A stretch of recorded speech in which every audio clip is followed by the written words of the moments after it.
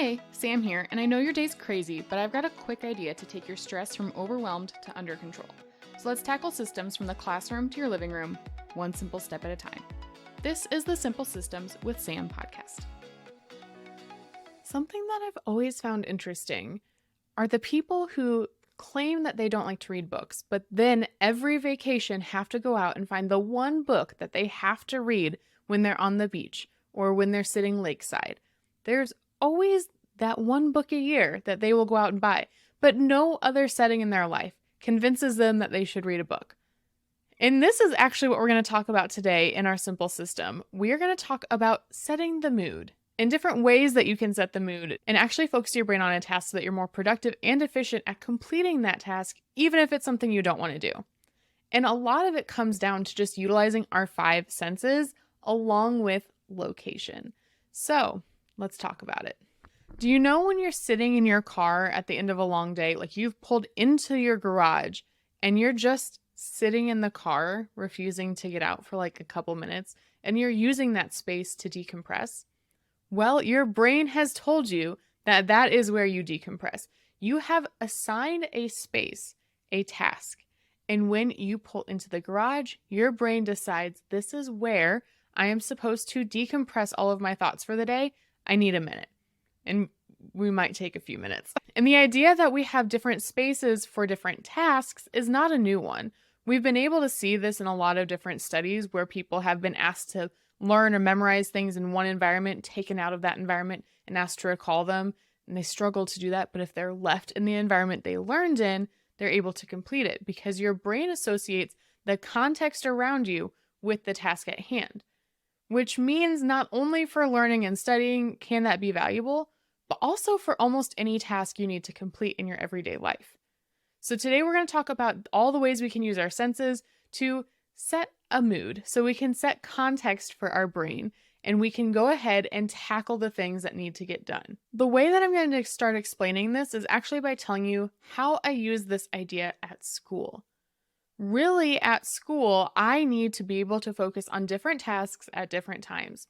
I need my brain to connect the area and location that I'm in with the task at hand so that I'm not going off and getting distracted, but it's literally mentally preparing me to tackle what is right in front of me. To do that, I have set up the tiered desks in my classroom to be my workspace. I don't really sit at the teacher desk very often, and I kind of wish I could get rid of it, but it's fine that I can't.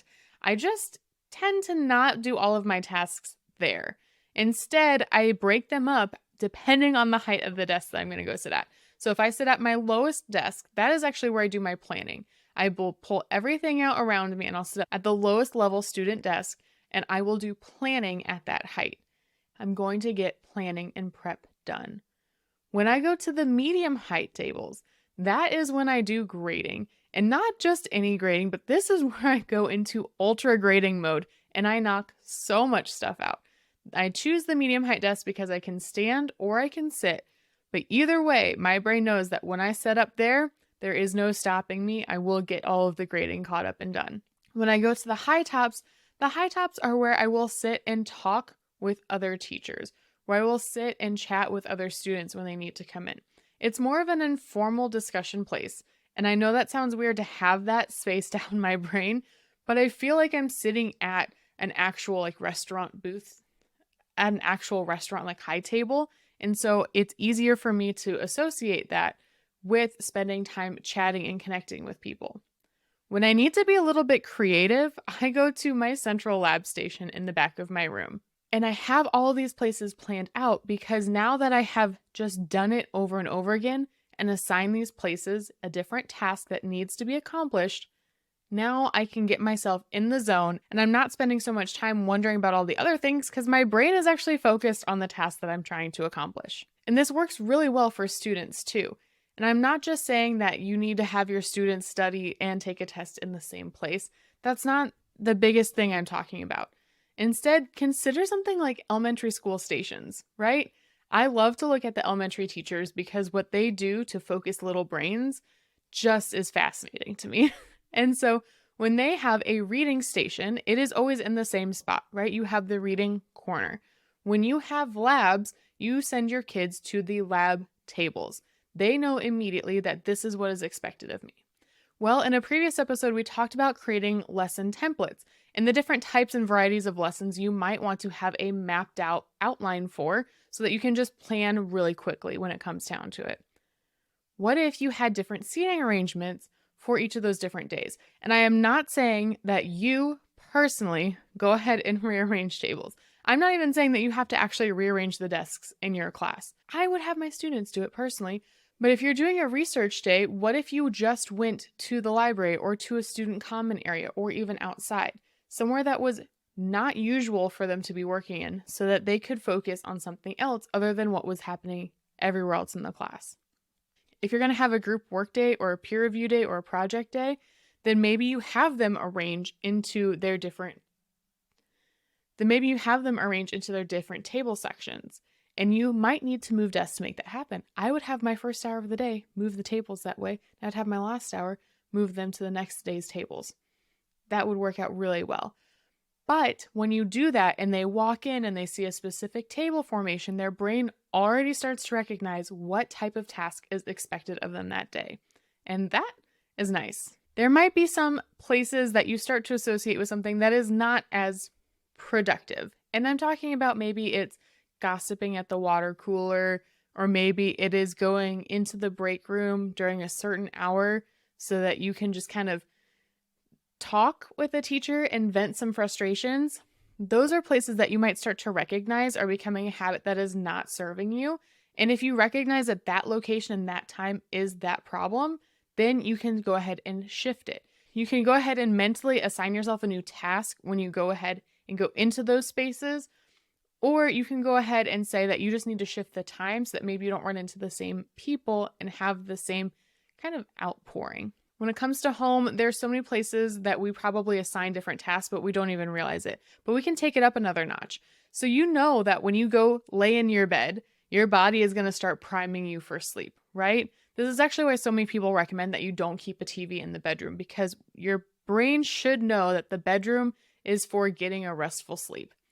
And if it's going to be bombarded with blue light, it's probably not the best. Now, I do watch TV in my bedroom, so I'm not saying that anybody is a bad person, but I'm saying that that is what that room is specifically supposed to be for, right?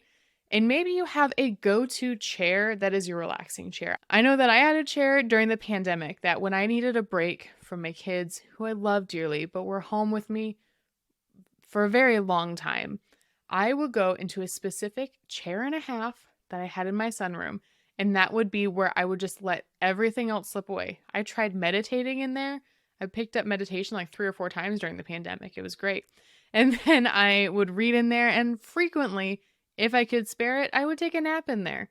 And that chair became the chair that I would decompress in. So even if I only had a couple minutes, I could go sit in that chair and just kind of like melt the stress away, get back up and carry on with my day. Well, what if we went ahead and made some of these designated spaces that we already have do a little bit more for us? So, for instance, I'm not a fan of laundry. I've said it many times. However, having a capsule wardrobe has helped because the laundry cycle cannot go on as long as it has in the past. But I also have not set up a designated space to really handle my laundry. I've tried folding my laundry in the laundry room. I have tried doing my laundry while watching a show in my living room because I don't want to leave that stuff out in the living room, so I thought it would motivate me to put it away faster. It did not. And I've designated my laundry space to actually be just on my bed, which is not a radical idea. But what I do is I only allow myself to watch certain YouTube channels or certain shows while I put laundry away. And that is the type of motivation and setting the mood that I need. So it needs to be the same place in the same area, but I also added a little extra.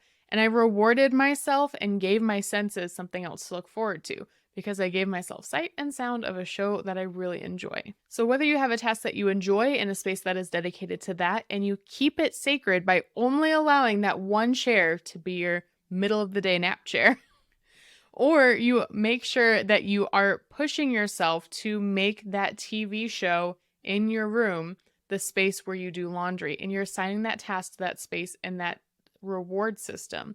You want to emphasize what you are doing and when and create a routine and a pattern for it so that your brain can recognize what it's supposed to focus on in that moment. Even outside the home, I will say that there are several spaces that I go to for specific things. If I really need to tire my kids out, I go to a specific playground. If I need to get some work done outside of the home, I used to have a specific coffee shop, but now I have my library patio, and I will continue to rave about this. It's a transformed sandwich shop. So my library literally has a drive-through and the most incredible temperature controlled little open air patio thing I've ever seen. And I'll go there and I will do work. Now, could I be more specific about the type of work that I do only at the library? Yep, and that would probably help me out. So that is my next task, is to nail down what is happening at the library specifically. What am I working on there? Am I working on school prep? Am I working on podcast prep? Am I using that as a creative space? What is happening? And if I need it to represent more than one thing, then how can I kind of transform that space into multiple mini spaces?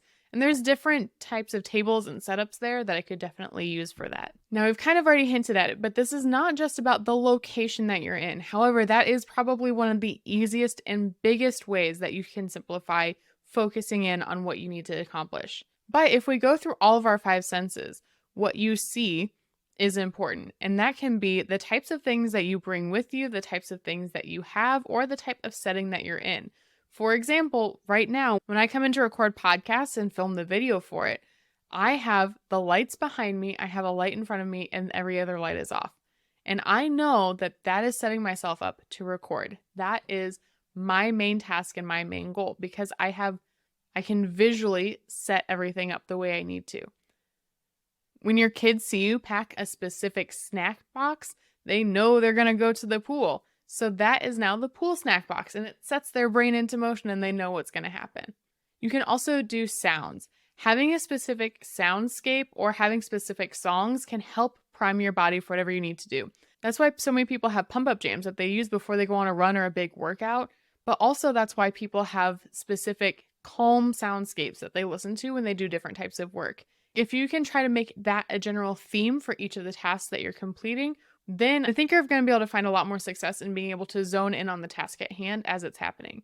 Maybe everything that you do for school is always, for me, it's lo-fi. I listen to lo-fi beats on Spotify every time I work on something for school, whether it's creative planning or grading. It's always lo-fi. But when I come and work in my office at home, I like to listen to instrumental pop covers. I'm not really sure why, but it has worked really well for me. When I go to sleep, I listen to the sound of my kids' sound machines coming through on the monitor. And because I'm doing that, my brain thinks I need white noise now to sleep. But I'm setting the tone with the sounds that are happening. And this is also why noise-canceling headphones have become so big, I think, because you can tune out all of the other things around you to help your brain focus on what really matters to you and accomplishing in that moment. Taste is another kind of fun one that you do need to be a little bit careful with. I know a lot of teachers will give their students peppermints when they're studying for a big exam, and then also peppermints when they take the exam. And that works really great. It actually combines mostly smell, because while you're tasting the peppermint, the scent of the peppermint is actually what is helping to trigger your memory. Scent is one of the strongest ways to coincide memories with actions. So if you need to focus on something, having a similar scent is going to be helpful. Which does kind of combine with taste, because it's something like 80% of your taste is actually the scent of it, which is why no food tastes right when you're all stuffed up. And why I say taste can be kind of a problem is if you require a specific taste to get into the zone of whatever you need to get done and you don't have access to it, that can be really tricky.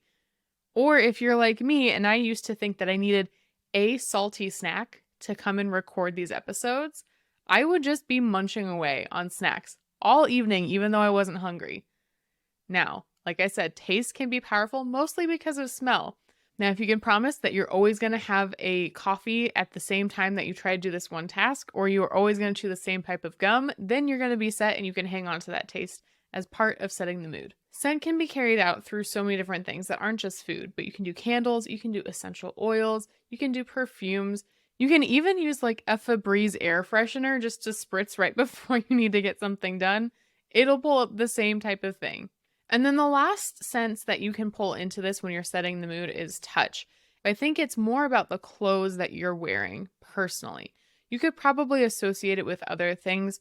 However, when I am getting down to some really intense work, I am wearing an oversized worn sweatshirt.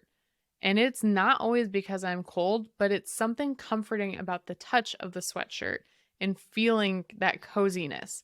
That might not always help focusing in on a specific task unless there is something that is touch specific to either where you are at or what you are accomplishing.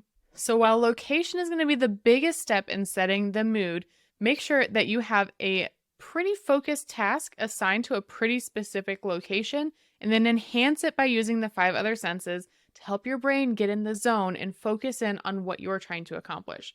This is going to allow your productivity and effectiveness on that task to go through the roof. When you find yourself struggling to accomplish a task over and over again, then try setting the mood by finding a location that can be specific to that task and then adding in the other 5 senses as necessary. This will take a little bit of repetition of assigning yourself the same location, but your brain will catch on pretty quickly. It's pretty dang smart. And once you've assigned that, then make sure that you always have what you need to be prepared for that location when you need to go there. That's going to be it. That's how you can set the mood for better productivity. Until next time. Thanks for hanging out today. I hope that this simple step will help build big results in your classroom, home, and life. Remember to subscribe, review, and tag me on social media at Engineer Does Education so we can build a simple system together.